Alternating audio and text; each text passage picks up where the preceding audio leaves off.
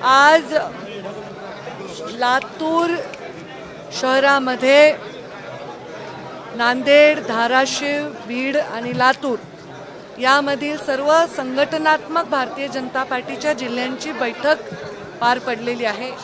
या बैठकीमध्ये विशिष्ट प्रत्येक जिल्ह्याची कोर कमिटी आलेली होती आणि जवळपास या मराठवाड्यातील या भागातील 250-300 प्रमुख कार्यकर्ते, मग त्याच्यामध्ये आमदार आहेत, त्याच्यामध्ये जिल्हाध्यक्ष आहेत, प्रमुख पदाधिकारी आहे, यांची बैठक ही पार पडली। अत्यंत छान संवाद झाला।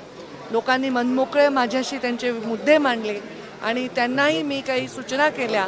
लवकरच जिल्ह्याच्या आमच्या पदाधिकारी बैठक जी असते, जिल्हा कार्यकारिणी असते, ती आम्ही पार पाडणार आहोत आणि त्याच्यानंतर मंडल आमची भारतीय जनता पार्टीची रचना आहे, तर मंडलची कार्यकारिणी म्हणजे तालुका स्तरावरची कार्यकारिणी आम्ही पार पाडणार आहोत।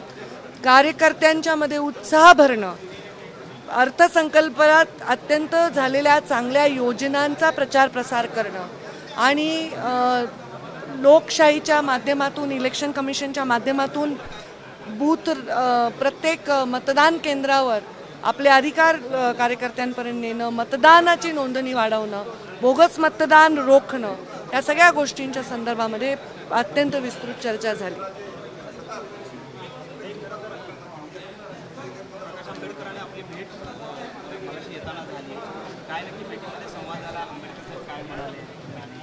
ॲक्च्युली आमची भेट अत्यंत योगायोगाने झाली। ते मी लातूरकडे येत होते आणि ते कदाचित बीडकडे जात होते। मी त्यांना पाहिलं रस्त्यामध्ये आणि मी थांबले। काही नाही, मी त्यांना शुभेच्छा दिल्या त्यांच्या यात्रेसाठी आणि बस संवाद आमचा सहज होता, घरगुती कॅज्युअल होता। ठीक आहे, तुम्ही बीडलाच प्रश्न विचारला होता।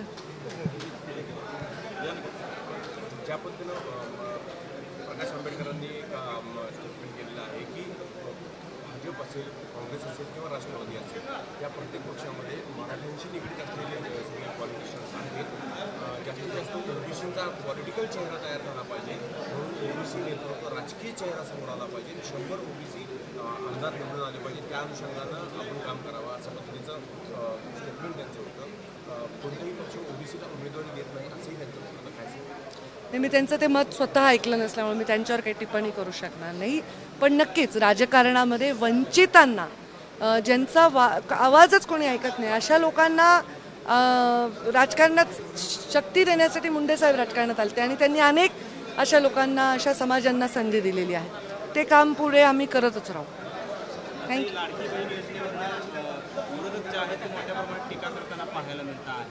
पण ते सगळ्यात जास्त तेच लोक त्याचा लगेच फॉर्म वगैरे भरून घेण्यासाठी पण उत्सुक दिसत आहेत। त्यामुळे लाडकी बहीण योजना अत्यंत चांगली आहे। महाराष्ट्रातील समस्त महिलांमध्ये खूप आनंद वातावरण।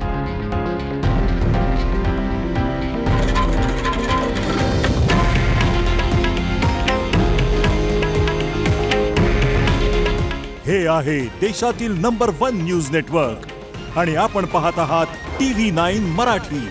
काळजी तुमची, हित महाराष्ट्राचं।